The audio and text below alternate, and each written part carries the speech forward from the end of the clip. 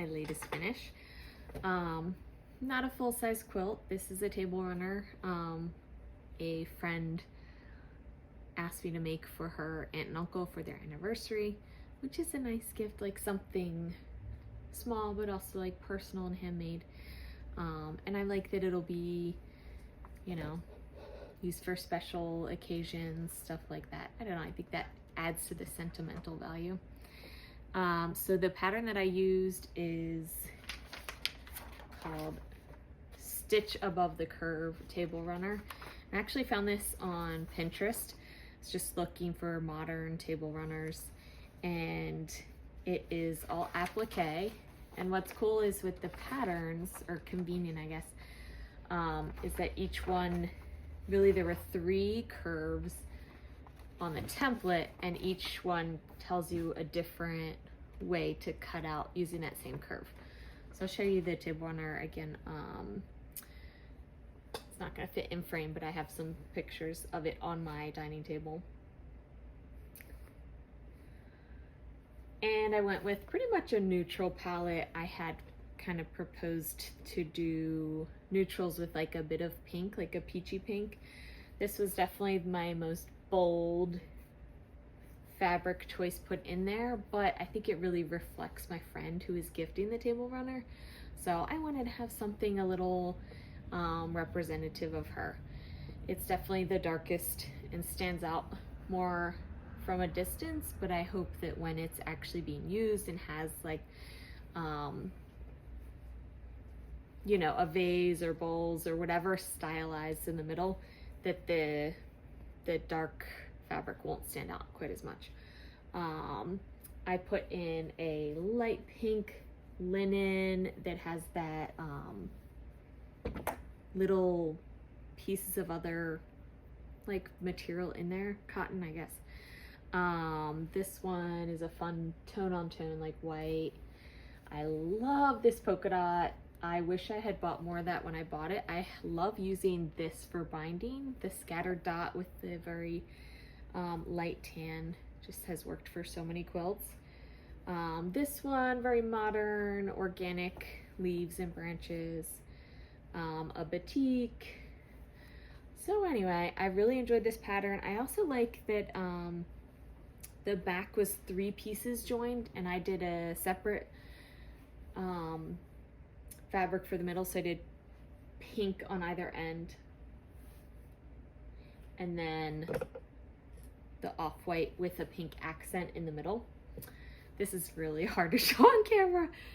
It's so long. And I did like that. So I have a table runner pattern from a quilt shop when I was in St. Louis, and it's kind of my go-to, and it is pretty much width of fabric, which is nice when you just don't want to piece anything. But I do like the length of this. I think it's going to give it more versatility for like where it can be used, which tables, whatever. I did the applique with the freezer paper method that's explained in the pattern. That was my first time doing it. It was very easy.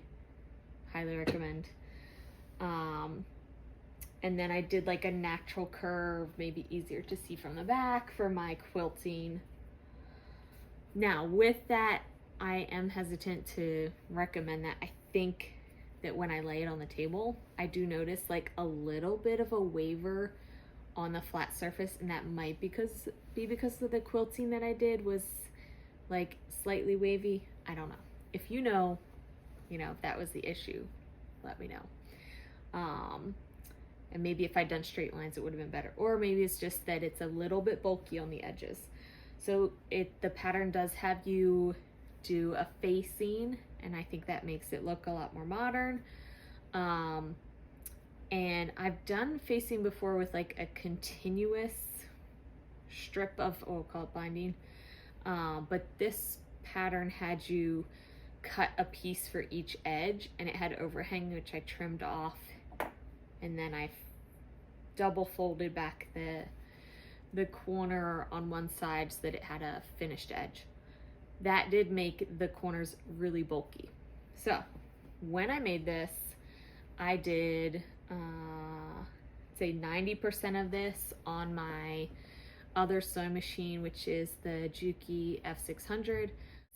So I've never really talked about my machines, but the machine I have set up on my desk at all times, this is my Juki TL18.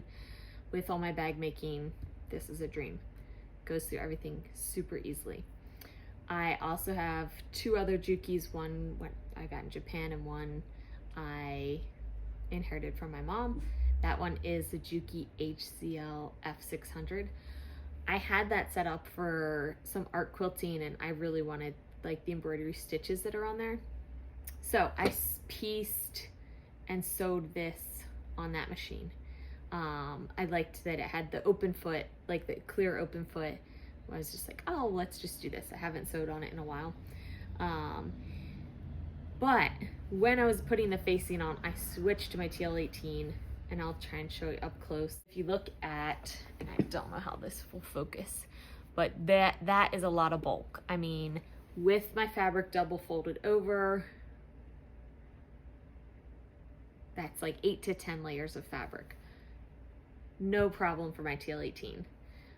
For my other machine, I would be afraid I would get some little bird's nests under the corner if I got stuck in place. And since this was not a project that is going to stay in my house, I didn't want to risk it, so I just moved over to my TL18 and did the top stitching of the facing all on here, and then hand stitched on the back. So I love this pattern. Very fast. I'd say you could finish this in 2 days. The cutting was like a decent amount of cutting, but it wasn't bad. And what else? Yeah, I spent probably one whole day, I mean, not the entire day, but a half a day cutting my pieces out of the templates, ironing with the freezer paper, and just preparing everything. And then it was the second day that I put it all together as the table runner. And then today would be day 3, and I just finished. I did the hand stitching on the facing less than an hour.